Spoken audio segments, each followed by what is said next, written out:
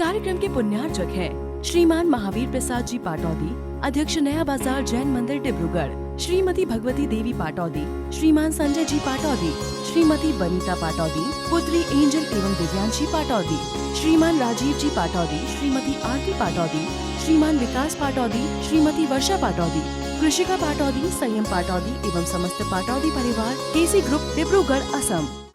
ग्रंथराज सार समुच्चय जी में वस्तु स्वरूप की व्याख्या कर रहे हैं और वहाँ पर आचार्य भगवान उसी व्याख्यान में भव्य जीवों को समझाते हुए कह रहे हैं कि एक द्रव्य पर जो प्रभाव पड़ रहा है वह आपको सहज रूप से समझने की आवश्यकता है। प्रत्येक द्रव्य का, चाहे वो चेतन द्रव्य हो चाहे अचेतन द्रव्य हो, चेतन द्रव्य हमको आकर्षित करता है और अचेतन द्रव्य आकर्षित करता है। ये नहीं समझना कि आकर्षण सिर्फ चेतन में होता है, चेतन अपनी तरफ खींचता है। चेतन तो अपनी तरफ खींचता ही है, अचेतन भी हमको अपनी तरफ खींचता है। इसी बात को आज कहे, चेतन द्रव्य आकर्षित करता है, अचेतन द्रव्य आकर्षित करता है। जिसके शक्ति अंश अधिक होते हैं वो हमें अपनी ओर आकर्षित कर लेता है। जिसके अंदर ज्यादा पावर होती है उसकी तरफ पहला वाला व्यक्ति खींचा चला जाता है। प्रतिक्षण अपने आप को संभाल कर, अपने आप को समझाकर, अपने आप का वेदन करके गमन करने की आवश्यकता है। ये आवश्यक नहीं कि आप आसन लगाकर बड़े ऊंचे स्थान पर बैठकर बड़ी बड़ी पुस्तक सामने रखकर वस्तु स्वभाव को समझें। आप चलते फिरते वस्तु स्वभाव को समझ सकते हैं। स्वाध्याय का मतलब क्या होता है? स्वाध्याय का मतलब आपने कभी समझा क्या होता है? स्वाध्याय किसे कहते हैं? स्वयं का मतलब? अच्छा, किताबों का अध्ययन नहीं है। स्वाध्याय का मतलब क्या है? जब भी स्वाध्याय की बात आती है तो क्या उसका अर्थ क्या निकालते हैं? ग्रंथ सामने रख के वाचना करना और आप एक जना पढ़े बाकी सुने, अथवा अपना अपना ग्रंथ निकालो और आराम से पढ़ो एक पेज, इसका नाम स्वाध्याय। स्वाध्याय मतलब यही तो है। आज आपने स्वाध्याय किया कि नहीं किया तो क्या बोलोगे आप? नहीं महाराज जी, आज तो हम बिजी थे, विधान में से समय नहीं ना, विधान 12 बजे छोड़ा पंडित जी ने, तो फिर खाना खाया, चले गए, फिर सो गए, फिर आरती में आ गए, आज कर ही नहीं पाए स्वाध्याय। ऐसे ही तो है ना। स्वाध्याय का अर्थ हमने क्या रखा है? किसी पुस्तक को वाचना, पढ़ना, इसका मतलब हमारा स्वाध्याय से होता है। जबकि स्वाध्याय प्रतिक्षण होता है। प्रत्येक चलते फिरते, उठते बैठते, खाते सोते, हर समय व्यक्ति स्वाध्याय कर सकता है। कर सकता है पन्ना लाल जी? कर सकता है। करते हो क्या फिर? हाँ, स्वयं में नहीं, बाहर में ही। स्वयं में तो रहेगा तो कहाँ खा पाएगा फिर? स्वयं में रहेगा तो कहाँ चल पाएगा? जब स्वयं में रहेगा तो कहाँ सो पाएगा? जब तक व्यक्ति अंदर रहेगा तो बाहर की चीज तो कर ही नहीं पाएगा ना। चलना फिरना, घूमना फिरना कैसे करेगा यदि खुद में ही रहेगा तो? जब तक बाहर में नहीं जाएगा, आप बाजार छत कैसे डलवा सकोगे बताओ? स्वयं में रहकर आप घर की छत ढाल सकते हो क्या? स्वयं में रहकर आप घर की छत ढलवा सकते हो क्या? नहीं ढलवा सकते हो क्या? आपको ध्यान देना पड़ेगा मिस्त्री कहाँ पर मसाला बना रहा है, कहाँ फेंक रहा है। ऐसा नहीं कि आप छोड़ दो और वहां पे आंख बंद करके बैठ जाओ। वहां पर आपको ध्यान देना पड़ेगा। तो वहां स्वाध्याय कैसे होगा? अब तो बोल दिया आपने स्वयं में होगा, तो स्वयं में जाओगे तो बाहर का सब गड़बड़ सड़बड़ हो जाएगा। पता चला सारा सीमेंट ही उसमें पानी डाल दिया, तुम देखते ही रह गए। नहीं तो वो भी सो गया स्वाध्याय। गए पन्ना लाल जी स्वयं में, तो अपन भी चलो स्वयं में, अपन सो जाओ। पन्ना लाल जी तो स्वयं में गए और अपन सो जा रहे हैं, तो कैसे होगा स्वाध्याय फिर? बाहर देखोगे तो स्वाध्याय हुआ कि नहीं होगा? अभी आपने कहा स्वयं का अध्ययन करना स्वाध्याय हो गया। स्वयं नहीं, अपनी आत्मा का अध्ययन करना स्वाध्याय। ऐसे ही था ना, ऐसे ही कहना था ना। जब आत्मा का अध्ययन करोगे तो बाहर का अध्ययन नहीं होगा। जब बाहर का अध्ययन नहीं हो तो जब जब तुम बाहर रहोगे उस समय तुम स्वाध्याय में नहीं रहोगे। और आचार्य तो कह रहे हैं चलते फिरते, खाते पीते, उठते, हर समय स्वाध्याय व्यक्ति कर सकता है। ऐसा कोई भी समय नहीं है भानु जब तुम स्वाध्याय से बिना रह सकते हो। हमको लगता है हम तो दुकान पे बैठे हैं, हम कार्य कर रहे हैं, हाँ कैसे स्वाध्याय, स्वाध्याय के लिए तो हमें जाना पड़ेगा, हाथ पैर धोना पड़ेगा, स्नान करके अच्छे कपड़े शुद्ध पहन के फिर एक ग्रंथ खोलेंगे और उस ग्रंथ को मंगलाचरण करके विधि पूर्वक पढ़ेंगे, तब स्वाध्याय कहलाएगा। आपने भी स्वाध्याय समझे नहीं है, अभी यह स्वाध्याय समझे नहीं है। जिसे हम स्वाध्याय समझे बहुत स्थूल बात है, बहुत स्थूल बात है कि किताब खोलकर, इसलिए आचार्य कह रहे हैं कि आसन लगाकर वस्तु स्वभाव समझने, आसन लगाकर ही वस्तु स्वभाव समझ पाओगे, ये कोई जरूरी नहीं है कि आप ग्रंथ खोलोगे तभी वस्तु स्वभाव को समझ पाओगे। जब कोई अच्छे से ग्रंथ, मोटा सा ग्रंथ बाँचोगे तो समझ में तब आएगा, नहीं। मार्ग पर चलते चलते आप वस्तु स्वभाव को समझ सकते हैं। नजर जाने के बाद फिर से नजर जा रही है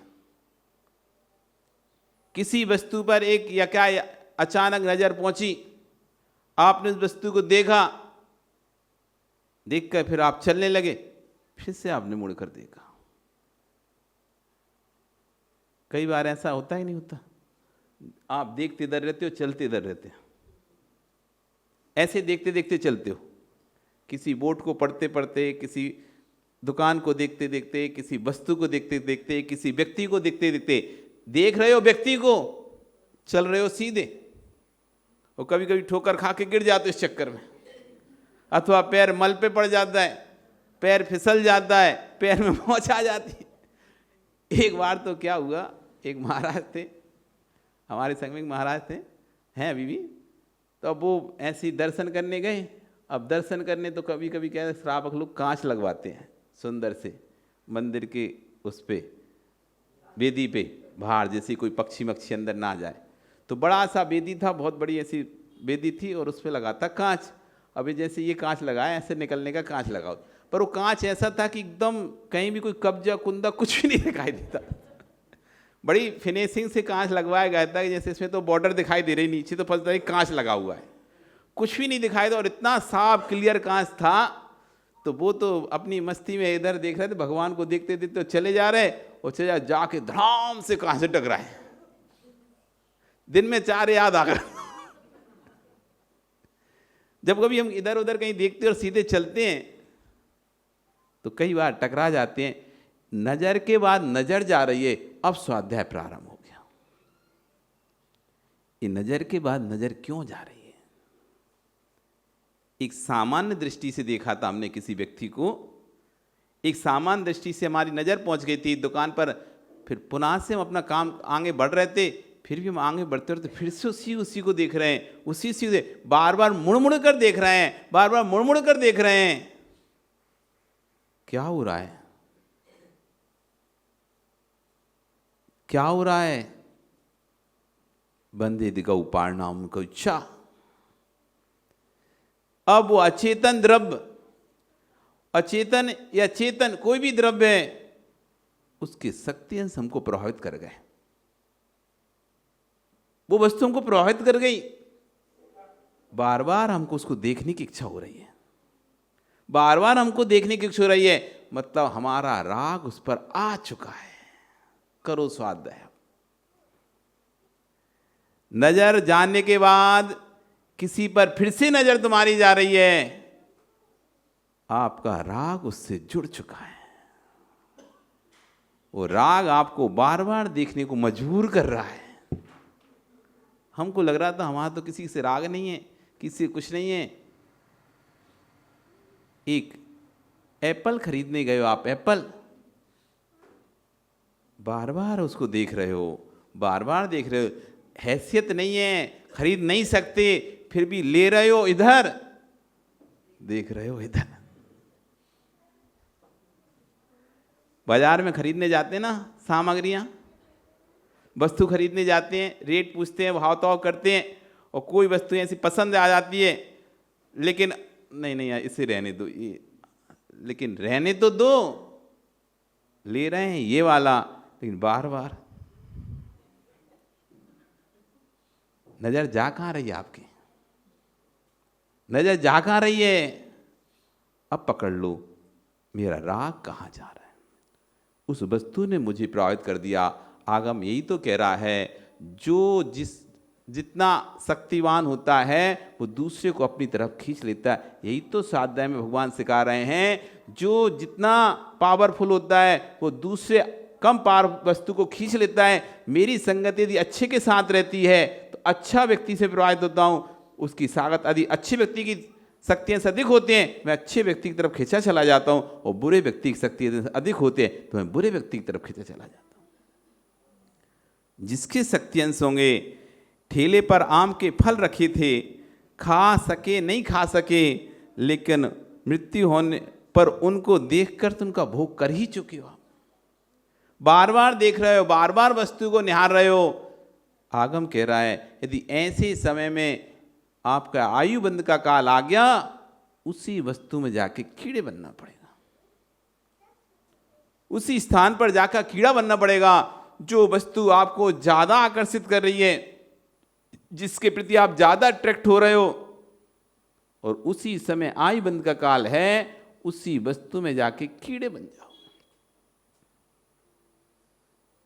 घर से निकले, लिया कितना और भोगा कितना, वस्तु सामग्री खरीदी कितनी है तुमने आज तक, और भोगी कितनी है। एक आम लेने जाते हो, 50 आम उठा उठा कर देखते हो, ये ठीक है। एक वस्तु लेने जाते हैं, कितनी वस्तु अपन उपयोग कर लेते हैं। वहां पर हमको लगता है हम एक ही वस्तु खरीदने आए हैं, ठंडी हवा आ रही है, थोड़ी देर खड़ी करो जा। खरीदने गए थे 10 रुपए की चीज मॉल में, लेकिन गर्मी का समय था, हवा ले रहे ऐसे, भोग लिया। खरीदने वाला भोग तो सिर्फ 10 रुपए का है, लेकिन नहीं खरीदने वाला भोग कितना है। वो खरीदा, अब जैसे ही मॉल में घुसे, ये उठाया, है तो अच्छा, रेट देखी, नहीं रखता। फिर कोई चीज और उठाई, फिर ये देखा, हाँ ले लें, फिर सोचते हैं पैसे तो नहीं है, रहने दो, वापस रख दे रहे हैं। ऐसे करके खरीदने गए थे एक वस्तु, पर देखी कितनी वस्तु थी आपने। कितनी वस्तु खरीदी आपने। एक 10 रुपए का एक बिस्कुट खरीदने जाता है व्यक्ति, 5 रुपए की चीज खरीदने आता है, वो 50 चीज देख लेता है, बाल्टी, मग्गा, ये कपड़े, जूते, चप्पल, सब नई भी खरीदे, पेन के देख लेगा, हाँ पेन आ गई है, ठीक है देखेंगे, फिर ले लेंगे, रख दो वापस। आधे लोग तो सिर्फ मॉल में फोटो खिंचाने जाते हैं, ट्राई करेंगे, कपड़े पहनेंगे, फोटो खींचेंगे और अपने मित्र को भेज देंगे, देखो हमने वाली ड्रेस कैसी लग रही है। खरीदना कुछ नहीं है, खरीदना 10 रुपए का सामान है, और पूरी ड्रेस चेंज करके चेक पहनने के नाम पर चेंज कर करके जाते ना आप लोग कपड़ों की दुकानों पे, सूट खरीदने जाते, कहीं कुछ खरीदने जाते तो वो एक चेंजिंग रूम बना रहता ना, तो वहाँ हाँ मोबाइल लेके चले जाते हो, तो कांच में ऐसे फोटो खींचते हो, हाँ ये अच्छा लग रहा है, और भेजते रहते हो। नहीं करते ऐसा? ऐसा नहीं होता क्या? नहीं होता ऐसा? ऐसे ही होता है। वस्तु खरीदते कम हैं, भोगते ज्यादा हैं। वस्तु खरीदकर भोगने वाला तो आइटम बहुत कम होता है आपका, लेकिन बिना खरीदे भोगने वाला आइटम कितना सारा होता है। एक सब्जी मंडी में जा रहे हो, कितने एक फल को खरीदना होता है, 10 फल उठाकर देखते हो, 10 फल का आनंद ले लेते हो। जैसे किसी सेंट की दुकान में चले जाए, वो चले जाओ किसी जनरल स्टोर में, अब पहले नेल पॉलिश खरीदो तो इस उंगली में ये वाली लगाई, इस ये वाली लगाई, इस तो 10 उंगली हो गई, नहीं पसंद नहीं आएगा, चलो नेल पॉलिश भी लग गई। दिखाने वाला तुमने देखा नहीं, कभी दुकान करे नहीं हो आप लोग, जनरल स्टोर करी नहीं तुम लोगों ने, या देखी नहीं है। हमने बहुत सारे दुकानों का अनुभव लिया है। काम था हमारा LIC का, ठीक है भानु प्रताप, जब LIC काम होता है तो क्या करना होता है, कस्टमर के पास जाना होता है। और कस्टमर तो एक बार में तो हाँ बोलता नहीं, पहले तो आधा घंटा बिठालता है, उसके कस्टमर को देखता है, तो भाई उसकी दुकान में बैठ जाओ, भाई उसके बगल में कुर्सी डाल के स्टूल डाल के बैठ जाओ, और कस्टमर आते हैं, आप बैठ बैठ देखते रहो। तो बेचारा हाँ क्या चाहिए, इतनी सारी निकाल, ये ले लो, ये अच्छी है, दिखाओ, नहीं नहीं थोड़ी और देसी 10 उंगली हो गई पूरी, खत्म हो गई, नहीं ये पसंद नहीं आ रही, बाद में लेंगे, चलो हो गया, वो लिया, फ्री का काम हो गया। आजकल तो ऑनलाइन और बढ़िया व्यवस्था है, मंगाओ, शादी पार्टी में पहनो, और 7 दिन की रिटर्न पॉलिसी, नहीं पसंद आई वापस नहीं पसंद आई वापस। कितना सारा काम तो व्यक्ति इसी तरह से करते रहते हैं ना, मंगाते नया है वो भेज देते हैं पुराना रिटर्न में, वो खराब हो गया वो वाला डाल दो इसमें, नया वाला रख लो, पुराना वाला वापस करो। आखिर क्या है, भोग भोगने वाला भोग कितना है। अब यहीं से स्वाध्याय है कि अब अपनी परिणति देखो कि मैं बाजार जाता हूं, मैं जाते जाते जा रहा था मंदिर, लेकिन मैं मंदिर जाते जाते मंदिर के बारे में कितना सोचा, और पूरे रास्ते में क्या क्या देखता गया। ओ ये रही दुकान, ठीक है लौटूंगा ना तो यहाँ से ये खरीद लूँगा। फिर और आगे बढ़े, अरे ये रहा ठेला, ये इस पर रखे फल, लौटूंगा मंदिर से तो फल खरीद लूँगा। फिर और गया, अरे ये जूता भी सही करवाना, चप्पल भी, ये आज मोची दिख गया, ठीक है लौटता आऊँगा तो मोची से चप्पल भी सही करा लूँगा। हम भगवान के दर्शन करने निकले थे, अब यहाँ से स्वाध्याय प्रारंभ हो गया कि दर्शन करने के भाव मेरे कितने थे पूरे रास्ते में, और बाकी कार्य करने के भाव कितने चल रहे थे। स्व का अध्ययन करना है ना, चलते चलते स्वाध्याय करना है। आंख बंद करके बैठने का नाम स्वाध्याय नहीं है कि स्व का अध्ययन करने तो भी आंख बंद करके बैठ जाओ, हो गया स्वाध्याय। आप चलो देखो, इसलिए आचार्य क्या कह रहे थे, अपने आप को संभाल कर, अपने आप को समझाकर, अपने आप का वेदन करके गमन करो, चलते चलते स्वाध्याय करो।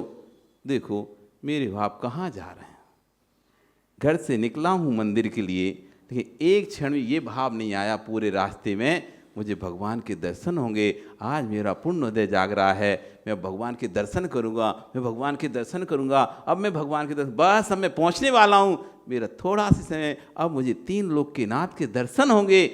ऐसा परिणाम कितना आता है। अरे ये काम करना है, मंदिर से समय तो है नहीं, थोड़ा जल्दी निकलूंगा मंदिर से। आए मंदिर के लिए सोच के निकले थे 1 घंटे आज मंदिर में दूंगा, तभी एक फ़ोन आ गया, काम है जल्दी आओ। ठीक है मैं देखता हूँ, आधा घंटा तो लगेगा। कितना लगेगा? आधा घंटा कम हो गया। एक फ़ोन आया, उसने कहा आओ जल्दी, आप लेके गए थे 1 घंटे का समय, लेकिन आप कहा ठीक है 1 घंटे में आऊँगा, नहीं उस ज़रूरी है, तो ठीक है आधा घंटे बाद आता हूँ। आधा घंटा ख़त्म। और थोड़ा चले, फिर एक फ़ोन आ गया, अरे ये काम आपने भूल गए यहाँ करना। ओह यार मैं तो भूल ही गया, एक काम करता हूँ मैं आपको 15 मिनट में बात करता हूँ। 15 मिनट और चले गए, लिए थे 1 घंटे मंदिर के लिए।